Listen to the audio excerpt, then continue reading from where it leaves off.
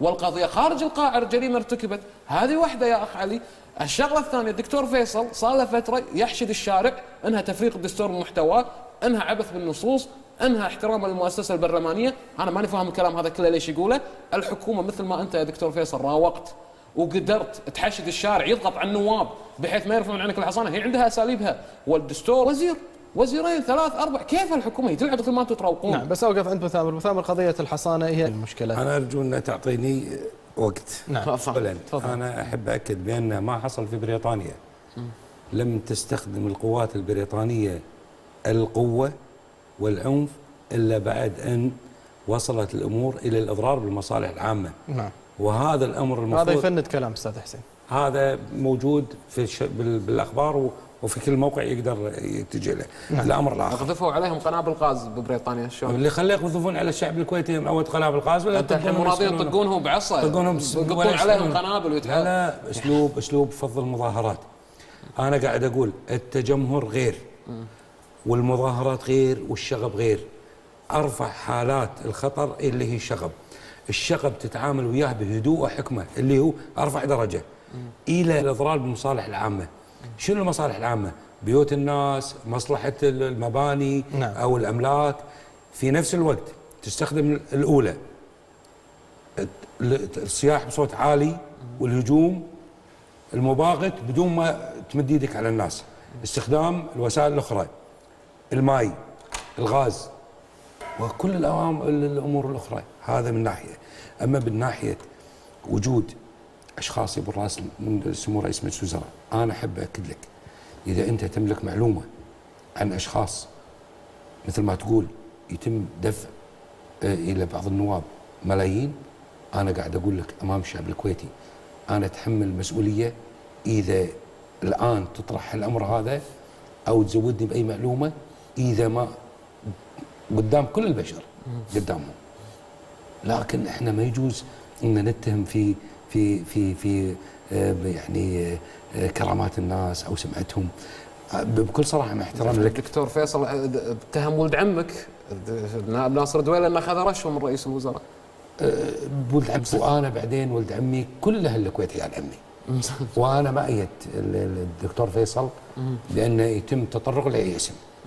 وطلبت منه اذا عنده هم امور ثانيه يطرحها، وانا اطلب منك الان اذا عندكم اي ادله على اي نائب عنده تجاوزات او تقبل امور غير قانونيه، انا قاعد اقول لك حتى لو انا اتحمل مسؤوليتها. علمني وشرط اعرضها بالمجلس واعرضها في اي مكان انت ترغب فيه حتى في وسائل الاعلام. اما بالنسبه لحصانه الاخ فيصل مسلم، الماده 116 من الدستور تقول يحضر رئيس مجلس الوزراء او بعض اعضاء الحكومه، ما قالوا او عضو واحد من الحكومه. نعم. وهني الفرق.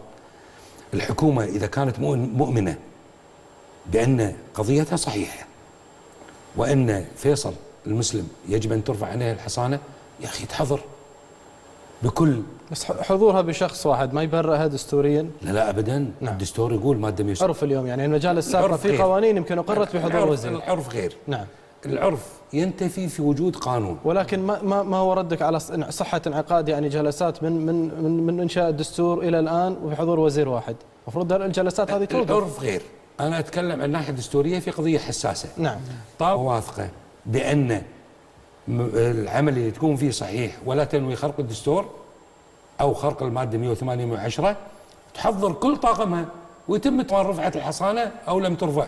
وبعدين في شيء مهم، حكومه ملزمه في حاله استدعاء اي نائب الى النيابه او السلطات التحقيق بان تقوم بابلاغ المجلس. نعم. الحكومه اصلا سفهتنا ولا بلغتنا. في هالحالة هل ترى أن يعني قضية الحصانة واللي صار هو تفريغ للدستور ومحتواه؟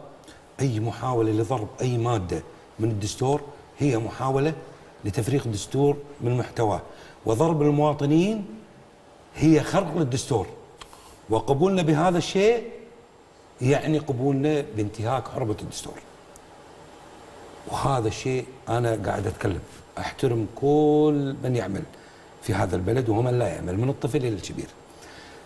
كرامة المواطن الكويتي وكرامة هذه الأرض فوق كل اعتبار.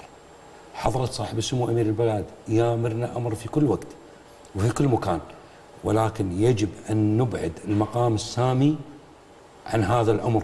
حضرة صاحب السمو أمر بتطبيق القانون. نعم. وزارة الداخلية لم تقم بتطبيق القانون، ووزير الداخلية نعم. عضو في الحكومة اللي يرأسها سمو رئيس مجلس الوزراء. نعم. انا راح اتكلم على القضيه، لكن استاذ حسين يعني استمعت الى الكلمه، حضور الحكومه تحضر بوزير واحد، لا مو من حقها، الحكومه تحضر بكامل وزراء طالما هي تؤمن بقضيه.